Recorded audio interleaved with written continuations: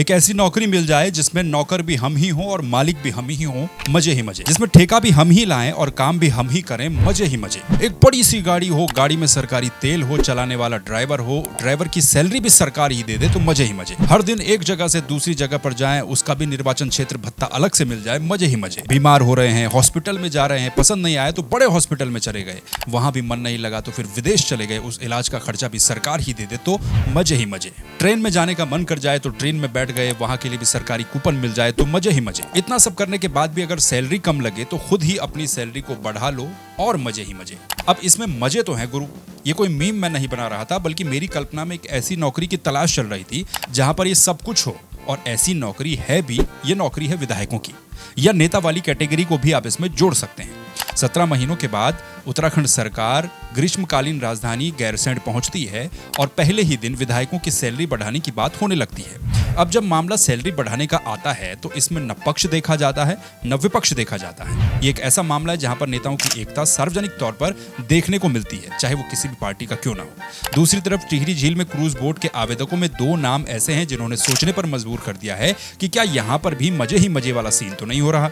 इस वीडियो में इसी के ऊपर बात करेंगे, लेकिन उससे पहले अगर दबा के लाइक मिल जाए, ढेर सारे सब्सक्राइबर मिल जाए और दुनिया भर के कमेंट मिल जाए तो फिर मेरे भी मजे ही मजे। विधायक मंत्रियों के पास सुख सुविधाओं का कोई अभाव नहीं होता है, ये बात आप अच्छे तरीके से जानते हैं। और ये भी जानते ही होंगे कि राजनीति में सोर्स ऑफ इनकम के कई तरीके होते हैं, अलग अलग तरीकों से हो सकती है। लेकिन देश में महंगाई है, ये बात तो कम से कम सरकार ने आखिरकार मान ही ली है, क्योंकि बढ़ती ही महंगाई को ही आधार बना करके तदर्थ समिति ने कई राज्यों की स्टडी की, और स्टडी करने के बाद यह फैसला लिया गया कि उत्तराखंड के विधायकों की सुख सुविधाएं तो कम है, इनकी सुख सुविधाएं वेतन भत्तों में बढ़ोतरी होनी चाहिए। हालांकि ये सिर्फ सिफारिशें हैं जो कि तदर्थ समिति ने दी है। अब इनमें से किस किस को स्वीकार किया जाता है और क्या नहीं किया जाता, ये सरकार पर निर्भर करता है। लेकिन जो भी हो, सुख सुविधाएं तो माननीय विधायकों की बढ़ने ही वाली है।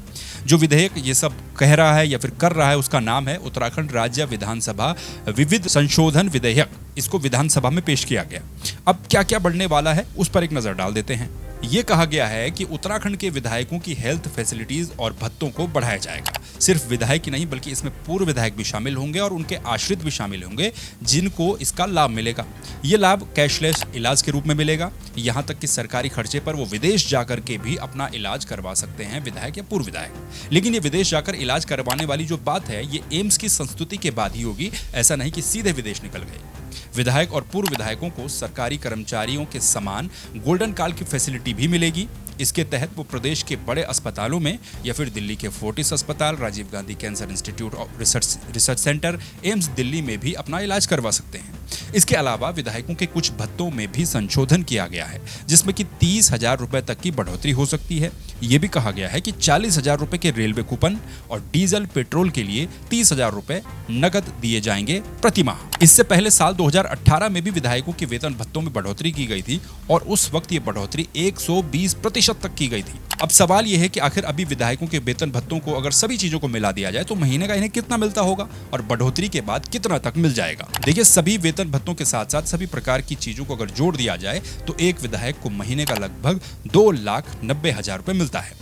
अगर इसको मंजूरी मिल जाती है, जो सिफारिशें दी गई हैं वो लागू हो जाती हैं, तो फिर एक विधायक को महीने का लगभग 4 लाख रुपए के आसपास मिल सकता है। सोचिए, 4 लाख रुपए तक मिल सकता है। एक संविदा वाले, गेस्ट टीचर, पुलिस, स्वास्थ्यकर्मी, आशा कार्यकर्तियां, आंगनबाड़ी कार्यकर्तियां और भी कई सारे ऐसे कर्मचारी हैं जो कि लंबे समय से वेतन बढ़ाने की मांग कर रहे हैं। लेकिन मुझे तो लगता है कि महंगाई उनके लिए बिल्कुल भी नहीं है। कई लोग तो ऐसे हैं जो कि नाम के सरकारी विभागों में काम करते हैं, लेकिन 10, 12, 15, 20 हजार रुपए वाले ही हैं। उनके मजे ही मजे कहां से होंगे। और देहरादून में तो प्राइवेट सेक्टर के और भी ज्यादा बुरे हाल हैं। यहाँ पर भी 10, 12, 15, 20 हजार से ज्यादा वाली नौकरियां ईद का चांद हो जाती हैं। उनकी महंगाई का कौन सोचेगा। घर से बाहर निकलो राशन खरीदने, आटे चावल दाल का भाव जब पता लगता है तो थैले में अपने आप ही कटौती हो जाती है। फल सब्जियां 1 किलो की जगह 1 पाव रखनी पड़ती हैं। खाने का तेल भी बूंद बूंद करके चलाना पड़ता है। और दूसरी तरफ 4 लाख रुपए। एक मजेदार बात यह भी है कि इसमें से वेतन का हिस्सा तो बहुत कम है, जबकि ज्यादा कई प्रकार के भत्ते हैं जो कि विधायक को मिलते हैं। इसमें से भी सबसे ज्यादा निर्वाचन क्षेत्र का भत्ता होता है, जो कि महीने का ही करीब 1.5 लाख रुपए मिलता है। और अगर विधायक नहीं रहे, पूर्व विधायक भी हो गए, तो फिर पूर्व विधायकों के लिए पेंशन का प्रावधान भी है। पूर्व विधायकों की पेंशन करीब 40,000 से शुरू होती है। हालांकि ये भी सच है कि एक विधायक का खर्चा भी काफी ज्यादा होता होगा। इधर उधर जाना होता है, कई लोगों से मिलना होता है, उनको मैनेज करना होता है, लेकिन फिर भी मजे ही मजे तो हैं ही।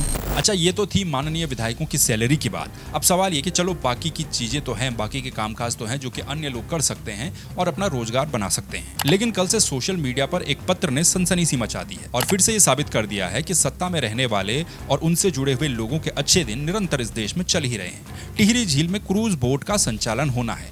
इस बोट के संचालन के लिए आवेदन मांगे गए थे। जो आवेदन मिले उनकी जांच हुई। उस जांच में 6 आवेदनों को आगे बढ़ाया गया है और अब इन 6 आवेदकों को 28 तारीख को इंटरव्यू के लिए बुलाया गया है 20 स्लाइड की प्रेजेंटेशन के साथ। यहाँ तक तो ठीक ठाक सा लग रहा है, लेकिन कहानी शुरू होती है अब। टिहरी झील में क्रूज बोट के संचालन के लिए जो 6 आवेदन आए हैं, इनमें से 2 आवेदकों ने सोचने पर मजबूर कर दिया है। पहले आवेदक हैं रघुवीर सिंह सजवाण, जो कि टिहरी जिला पंचायत अध्यक्ष सोना सजवाण के पति हैं और खुद भी जिला पंचायत के सदस्य हैं। और दूसरे आवेदक तो इनसे भी ज्यादा और भी हाईफाई हैं। ये है सुयेश रावत। इनके पिताजी का नाम है सतपाल महाराज। टिहरी झील पर्यटन क्षेत्र है और यहाँ पर पर्यटन गतिविधियां होती हैं और क्रूज बोट भी उसी का ही एक हिस्सा है। और पर्यटन मंत्री हैं सुयेश रावत जी के पिताश्री सतपाल महाराज जी। अब सवाल ये है कि ये लोग इंटरव्यू वाले दिन अपनी 20 स्लाइडों की प्रेजेंटेशन में क्या क्या दिखाएंगे जो कि इनका सिलेक्शन हो जाए। अब सोशल मीडिया पर यह हल्ला हो रहा है कि एक तरफ तो टिहरी बांध के प्रभावित हैं और दूसरी तरफ सरकार का हिस्सा वो लोग हैं जो कि हर जगह पर दूसरों को छोड़कर खुद की ही संभावनाएं तलाश रहे हैं। क्या टिहरी जिला पंचायत के पति और पर्यटन मंत्री सतपाल महाराज के बेटे का आवेदन सिर्फ एक संयोग है या फिर सत्ता की पौबारा? इसीलिए तो मैं ये कह रहा था कि राजनीति में सोर्स ऑफ इनकम बहुत सारे होते हैं या फिर लगे रहो तो हो ही जाते हैं। काम भी हम ही लाएंगे और ठेका भी हम ही करेंगे। क्या यहाँ भी मजे ही मजे वाली जॉब चल रही है? ये आप कमेंट में बताइए। बाकी इस चैनल को सब्सक्राइब कर दीजिए और वीडियो को लाइक कर दीजिए। मजे ही मजे। फिर मिलेंगे किसी दूसरे वीडियो में दूसरे टॉपिक के साथ। नमस्कार, अपना ख्याल रखिए।